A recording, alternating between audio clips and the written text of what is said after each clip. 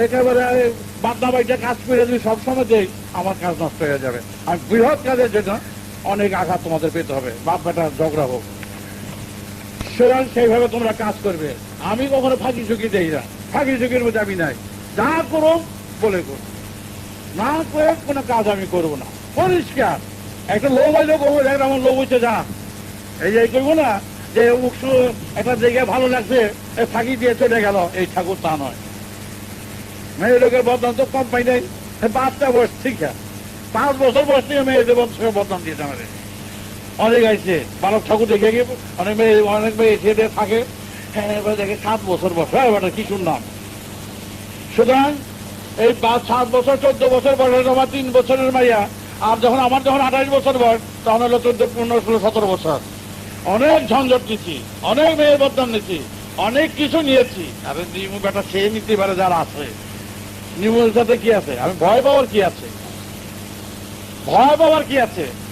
যেই বেটারা বলে অনেকে যে কাম কাঞ্চন নাই, কাম করবো না, আমি কারো দিকে টাকাই না, দেখো তখন শয়তানের বাসা বিক্রি দিতে মেরে, শয়তানের বাসা তার মধ্যে। এই ঠাকুর সেগুলি পাবে না, এই ঠাকুর ঠিক বলে দেবে।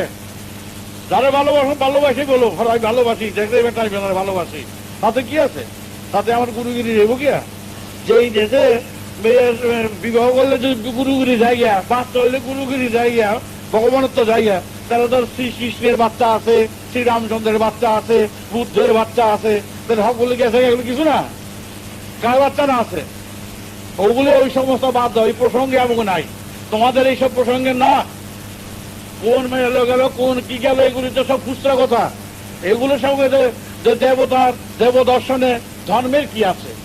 তোমরা নিজেরা গুছিয়ে চলবে, নিজেরা সন্ন্যাস চলবে, আদেশ প্রদান চলবে। যা বলবো, যারা নিয়েছো কানে তারা আটকে গেছো। সুতরাং যারা আটকে গেছো তোমরা আমার হাতের বাপ বেটা, মায়ের বাবু হয়েছে, মাও হয়েছে, আচ্ছা করে দেবো। তখন আর কোনো খাতির বাতির চলবে না, ধৈর্য ধরে সদানি গলে দুষ্টমি করে পারবো। সুতরাং আদেশ যা করবো, তোমরা এক কথা বলো যে সময়কালীন আক্রমণকারীদের বিরুদ্ধে যখন আক্রান্ত